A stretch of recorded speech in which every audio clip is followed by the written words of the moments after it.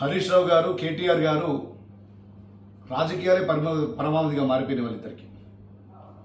రాష్ట్రం అతలాకుతలమైంది వర్షాలతోటి వరదలతోటి. మా ముఖ్యమంత్రి గారు, మా మంత్రులు, కలెక్టర్లు, అధికారులు క్షేత్రస్థాయిలో నిమగ్నమై పనిచేస్తున్నారు. ఎక్కడ కూడా ఎవరికి ఇబ్బంది లేకుండా పనిచేస్తున్నారు.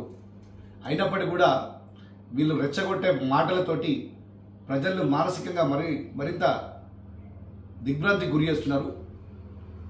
అసలు ఎవరు ఎక్స్పెక్ట్ చేయలేని విధంగా ఈ రాష్ట్రంలో ఏకంగా 40 సెంటీమీటర్ల వర్షం కురిసింది. ఇది రాష్ట్ర చరిత్రలో అత్యంత భారీ వర్షాలు ఇవి.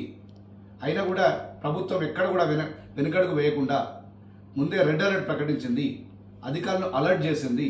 క్షేత్రస్థాయిలో పనుల్లో పూర్తిగా నిమగ్నమైన ప్రతి ఒక్కరు. ఇలా హరీష్ రావు గారు సన్నాయి నొప్పులు నొప్పుతారు. హెలికాప్టర్ వాడతలేరు. హెలికాప్టర్ ఏ సందర్భంలో ఎక్కడ వాడాలో మీకు తెలియదు. హరీష్ రావు గారు ఎంత వర్షపాతం ఉంది, వర్షాల్లో హెలికాప్టర్ నడుస్తుందా? మీరు కనీసం మీకు తెలియదా? మీకు అన్ని తెలుసు. 10 సంవత్సరాలు మంత్రిగా చేసినటువంటి అనుభవం మీకుంది. మీకు అన్ని తెలుసు. తెలిసి కూడా రాజకీయం చేస్తున్నారు.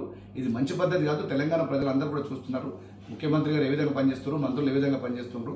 ఇలా అవర్ టు అవర్ రివ్యూ నిర్వహించుకుంటూ క్షేత్రస్థాయిలో పరిస్థితుల్ని తెలుసుకునే ప్రయత్నం ముఖ్యమంత్రి గారు చేస్తున్నారు. ఇలా మంత్రులు పనిచేస్తున్నారు, కలెక్టర్లు పనిచేస్తున్నారు. ఒక్కొక్కరు రాత్రి అంతా నిద్రపోకుండా ఇలా క్షేత్రస్థాయిలో పనిచేస్తుంటే కూడా రాజకీయంగా విమర్శనం చేయడం చాలా దురదృష్టకరం. నిజంగా ఇట్లాంటి నాయకులు తెలంగాణ ప్రజలు ఉండడం కూడా చాలా బాధాకరం అని చెప్పి తెలంగాణ ప్రజలు ఫీల్ అవుతున్నారు. ఇలా ముఖ్యమంత్రి గారు ప్రతి అవర్ టు అవర్ రివ్యూ చేస్తున్నారు. ఇలా ఎక్కడ కూడా ఏ ఒక్కరు కూడా ప్రాణ నష్టం కానీ ఆస్తి నష్టం కానీ కాకుండా ఇలా చర్యలు తీసుకోవాలని చెప్పి ముఖ్యమంత్రి గారు ఆదేశిస్తారు. దయచేసి నేను మీకు ఒక్కటే విజ్ఞప్తి చేస్తున్నా, ఇట్లాంటి క్లిష్ట పరిస్థితుల్లో మనం పార్టీలకు అతీతంగా, రాజకీయాలకు అతీతంగా ఇలా రాష్ట్రానికి మొత్తం అండగా ఉండాల్సినటువంటి రాజకీయ నాయకులు ఇలా రెచ్చగొట్టే వ్యాఖ్యలతోటి మరొకసారి వాళ్ళని మానసికంగా కృంగదీయకండి. నిజంగా మీకు చేతనైతే క్షేత్రస్థాయిలో పనిచేయండి, లేదంటే నోరు మూసుకొని కూర్చోండి తప్ప అనవసరంగా రెచ్చగొట్టే ప్రయత్నాలు చేయకండి.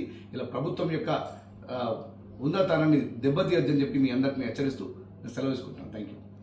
Subscribe us and press the bell icon for more interesting updates.